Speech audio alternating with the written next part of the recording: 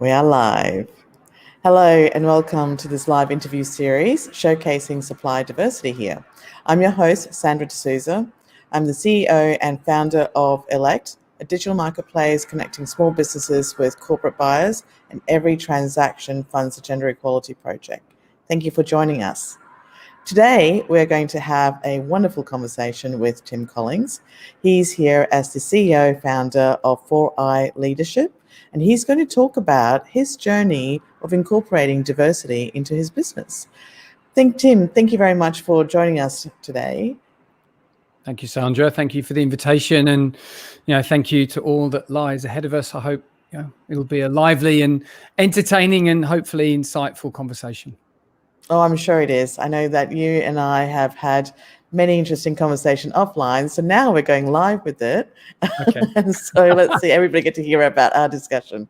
So just to start off with, and as most people would know, I don't like to do intros because it all sounds very official and probably vanilla, if I could use that word. I would love for you to tell us about your business and what you do. Okay, so yes, no pre-scripted bios here and reading off the page. So 4i Leadership is an Australian-centric international leadership performance business based in Sydney, and I co-founded it probably now 3/4 years ago with a woman called Penny Littress. So we have essentially got, I would say we have a diverse team. I would say that's an objective fact. We have a team whose diversity has been praised by our suppliers and prospective suppliers. So very keen to explore this topic here with you today. Our why is to help leaders make the world better. How we do that is by focusing on core foundational things like purpose and values and creating meaningful belonging. And then we work as coaches and advisors and mentors and facilitators and recruiters to sort of help organizations and entities of different sizes and sectors and locations essentially bring more of all of that purposeful, values-driven meaningfulness into their leadership. And yeah, this is the great work that we get up every day to do. That's fantastic. And so before we get on to the next part of the program, do you want to share with us the type of customers that you normally support or provide these sort of services to? Yeah, absolutely. So, look, I mean, we're fairly sector agnostic. Most of our customers, if I look at the last, sort of like going on 5 years, have been in that, sort of the investment bank category would be sort of medium-sized corporates or SMEs. So typically companies have been trading for some time. When we work with startups, we're typically coming in around the sort of 2 to 3 year mark. And most of our clients, top line value would be 50 mil to 2 billion. Most of our clients have definitely got sort of arms and legs overseas, although some of the startups and sort of smaller ones are more Oceania-centric. But there really is a range, right? Like there's been, sort of tech startups in the retail space. There's been for-profit for the most part, but not for profit as well. There's companies who distribute building materials. There's companies who recycle things. Yeah, it's very diverse. And I think that it's diverse because almost our kind of philosophy of leadership actually is applicable and I would contend necessary almost everywhere. So yeah, we don't put ourselves in a box sectorally or by organisation size or maturity. That's great. That's great, Tim. And I guess that sort of like leads me into the next question. That would love to, because I guess this weekly interview series, I've been interviewing various suppliers and to showcase their diversity. what I love about the work that you do is how you incorporate diversity into your business. Do you want to share some? Oh, and before I forget to mention to everybody on the call, I'm having audio issues. There is a great big construction next to me, and doing everything I can to kind of like drown out those noises, but you can probably still hear it through the audio. So anyway, on that note, tell us about like how you've incorporated diversity into your business. Yeah. So thank you for the disclaimer. I'll avoid being distracted.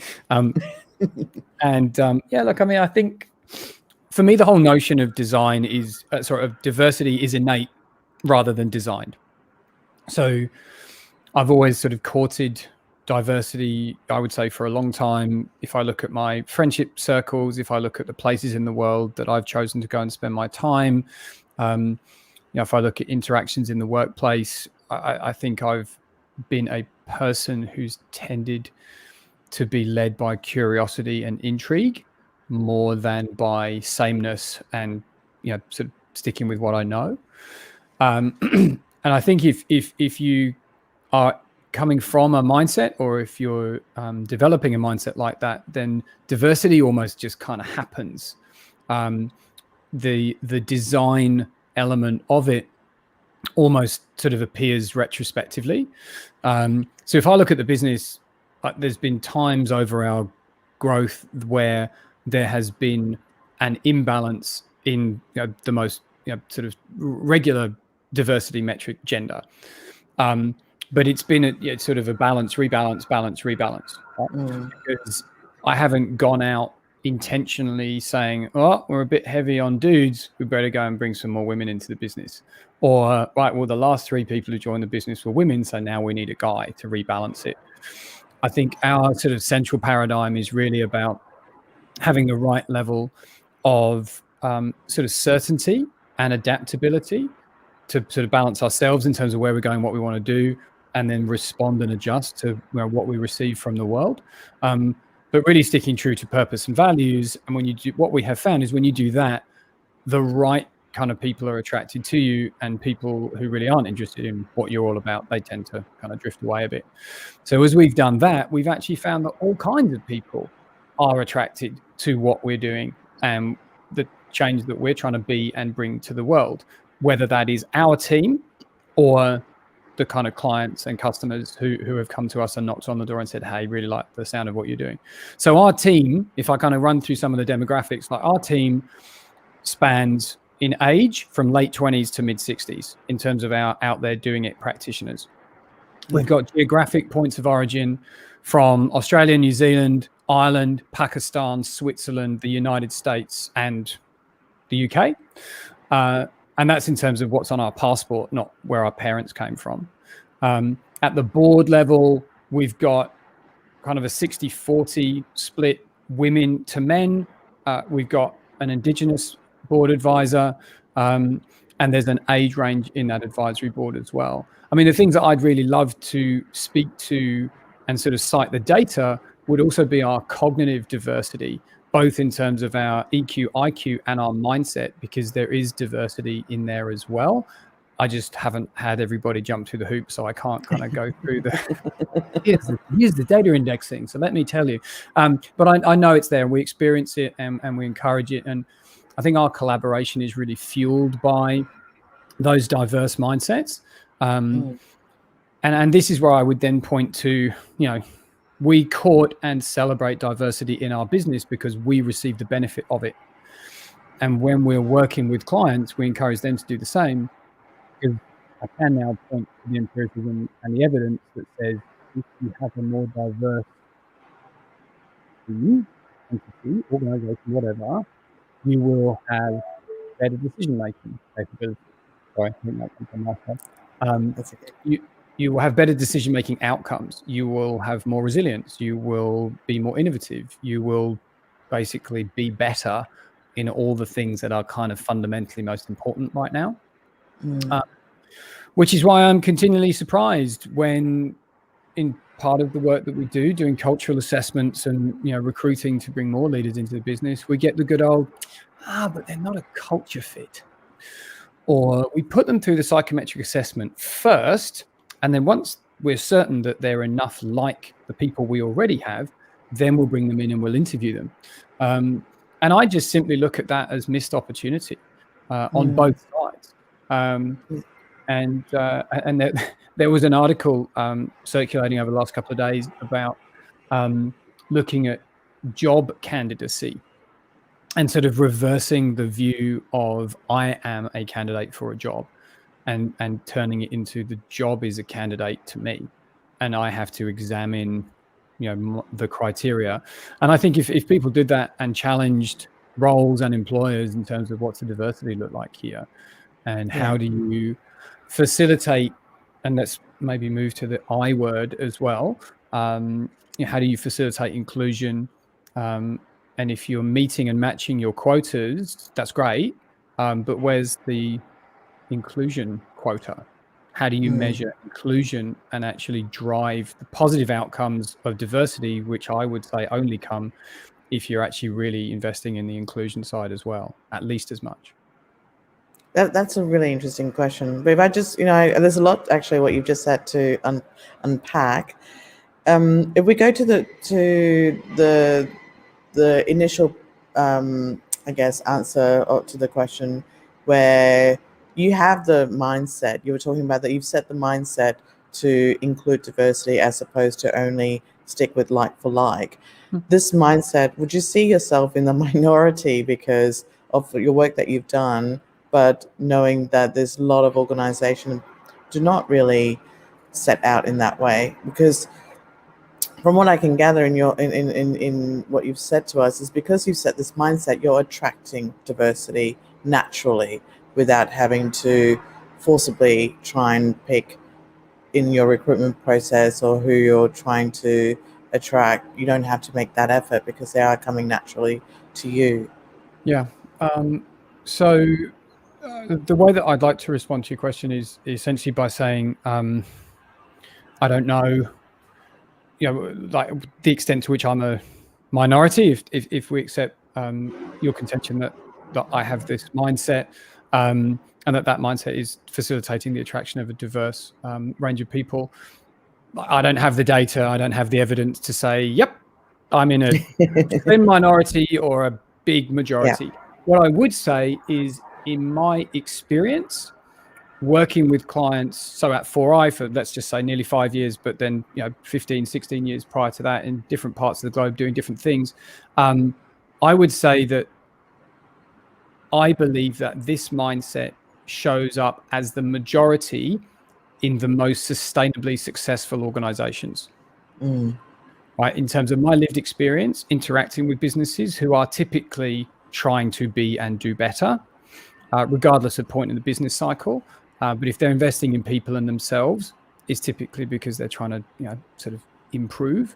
I would say those that succeed in doing that and continue to improve and get better and be more resilient, and the things that I mentioned before, I would say the majority of those do have this mindset of almost, I don't want to be dismissive of it because it is something that needs a lot of explicit work and attention. But I think this mindset, diversity almost becomes assumed because it is there, and because it's an inclusive mindset, you're not almost needing to sort of challenge yourself about who we have enough of, because there's always a mix, and it's always interesting and it's always evolving and shifting, just like anything in the natural world.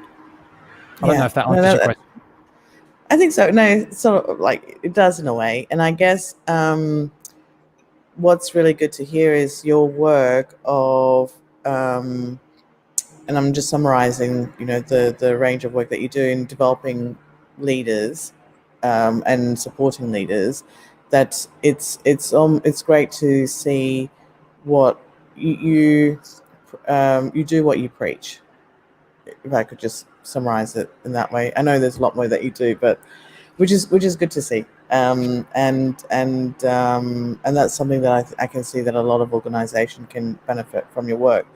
So just I guess the next part of with your I guess with your journey and how you've incorporated diversity into the work, into your organization, into your business. Have you come across any challenges that you'd like to share that people would see it as a negative thing of what you're trying to do? Okay. So just to sort of confirm the question, challenges that we've experienced in diversity that have been recognized by others, or challenges in, yeah. People saying, "Oh, I don't think you should be doing that," and I don't think you should pursue the path that you were maybe in the early days, even though you have the mindset. I mean, has it been always a smooth ride with what you're doing? No. Or trying to do? No. Mainly because I don't think that, it sounds like a grand, maybe I hope not too grandiose, but kind of a philosophical statement. Like, I don't believe that smooth roads are the interesting ones or the ones that lead us to the greatest destination. Okay. So I would almost be concerned if we just decided to do something and it all just lined up and went through. Like, oh, maybe we should have challenged ourselves a bit more. That was that was unexpectedly easy. So no, look, I think the reason why we have had, I would say, a sort of a constructive wrestle with diversity is very common, and I think it really speaks to inclusion as much as diversity, but probably more than, because it's really about how you hold the space and the ways and means by which you actually bring people with diverse perspectives. They may be female and white and highly educated and come from the same part of Australia, but they've got very different makeups, and they come from a different place and space, and they look at the world differently. And then there's all the other sort of markers of diversity that we mentioned earlier. But how do you bring all of those contrasting views and perspectives and energies into a space and give it a sort of a snow globe shake, and then find that sort of the settling so happens in a way which is constructive conflict and discourse, right, as opposed to antagonized and excluding or exclusive. And I've definitely been on the kind of classic entrepreneurial journey with this, in terms of particularly when the going gets tough. I do what most sort of like looking over the horizon, determined, gritty people do, which is strap in, do more, go harder. And there's obviously lots of issues with that. But the realization that I've had is that doing that, you're actually discounting and disqualifying a lot of the diversity that you've welcomed in, and minimizing the benefits of that diversity, because you're not being inclusive. Big difference between involving and including. And just having somebody at the table doesn't mean that they've really got, that they have the opportunity to contribute all of the good things that come from their diverse age, perspective, training, ethnic origin, language construct, all of that stuff. If they're just there, if they're just involved, they don't have the opportunity to give, and therefore you won't have the opportunity to receive. So how do you include? It's all the things that fly around like buzzwords at the moment, but right, it is having the vulnerability to say, I don't know, I'm not here to have all the answers. My job is to ask really good questions, and then have this fantastic diverse team fill the space with all of their experience and insights, and that's where the value creation comes. So that's that bit of humility, that bit of vulnerability, that bit of introspection, in order to reach a level of comfort with saying what I've just said, I don't know. And what I found is it's that right balance of holding the space and allowing sort of people in, but also being very conscious of energy. And this is something that, I've been doing some work on, and, a couple of our practitioners are real experts in, so they've been helping, is sort of appreciating that diversity sort of has a range on like the sort of time and place spectrum as well. Right, people are going to show up in different ways at different times, depending on what's going on for them, what's going on in their personal lives. Yeah. Something that might have happened like right outside the meeting room, and then they're here and now. So I think there's that sort of appreciation of there being a sort of a variability of engagement and contribution and energy and excitement, and that also is okay, and that's normal. And people are going to bring whatever energy they can into a space, and then that's what you've got to work with. I'm fortunate that most of the time what we receive in our spaces is an abundance of energy, and lots to play with. Right? It's really exciting and it's really fun, and it's like, great, what's possible? Where are we going to go today? But that hasn't always been the case, and there's definitely been, mountains to climb, in terms of actually, like that's enough energy from you right now, right? Like we've got to hold the space and allow others. Like we've got this sort of almost like a disassociation of some of the participants here, and we're not including them. So yeah, we're learning. We're on a journey too. And like I said, I was going to say the same thing. Yeah, it's learning. It sounds like you're saying it's a learning journey. It's not something like, even though start off with the right mindset, or not the right mindset. I don't want to use the right or wrong kind of word, but it's the mindset of what you're trying to achieve and going with the flow in a way, attracting the right, setting the right energy. But not just for the purpose of diversity. You've got to attract the right people as well, the talent, who wants to be included in this space that you've created. And not an easy ride, but what's really good is the fact that there are challenges, but you're still sort of like pursuing it, heading in that direction, knowing that you're just going to keep learning as you go. Yeah. I mean, I really think that, when we look at leaders and leadership, leaders being people who do leadership things and act as leaders, diversity doesn't stop with who's in the room. That's where it starts.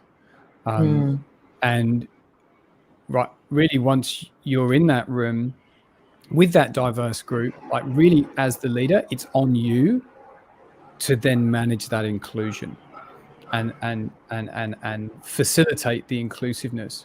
Otherwise, I think to an extent, you're wasting your time and you're working towards a contradictory outcome. Because it's energy invested to bring these diverse groups together. But if you kind of feel like, oh, great, well, I've got a diverse group now, and I'll just do what I do, then that won't work. Yeah. Well, if it does work, then it'll be incidental or accidental, right? Yeah. But there is a massive missed opportunity to really, kind of benefit from having that group there. But it all depends on how you're going to manage yourself and change yourself. And the most powerful questions are the ones we ask ourselves. So coming into a more diverse room than the last one we entered in, what am I going to do differently here to what I did before?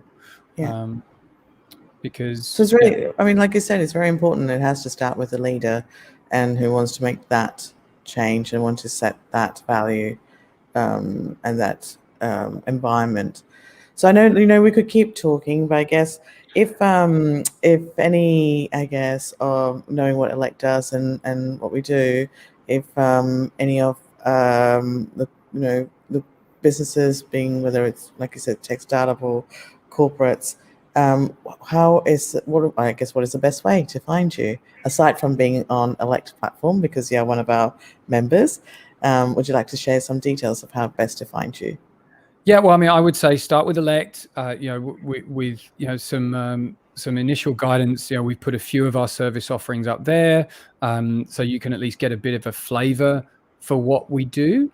But ultimately, as we've, I hope, sort of explored here, we don't make the presumptions that we know you.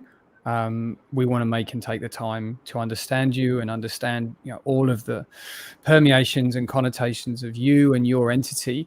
So really, that takes some discovery, right? So it is then the good old go to the website, click one of the buttons there, request some information or book a call with me or any of the other, sort of team members that are listed there, whichever of the diverse team you're most intrigued by talking to, you're welcome to talk to any and all of us. And then let's create that space and let's have that discovery. And then we can start to understand how we might be able to help you. Oh, that's great. So just to let everybody know, so it's Tim Collings from 4iLeadership.com. 4iLeadership.com is the URL. 4i Group /leadership on LinkedIn. Just reach out to Sandra, and no doubt Sandra can facilitate the introduction. That was like a truck horn. That's all right. That was a tongue twister there. Truck horn. Right, great. Okay.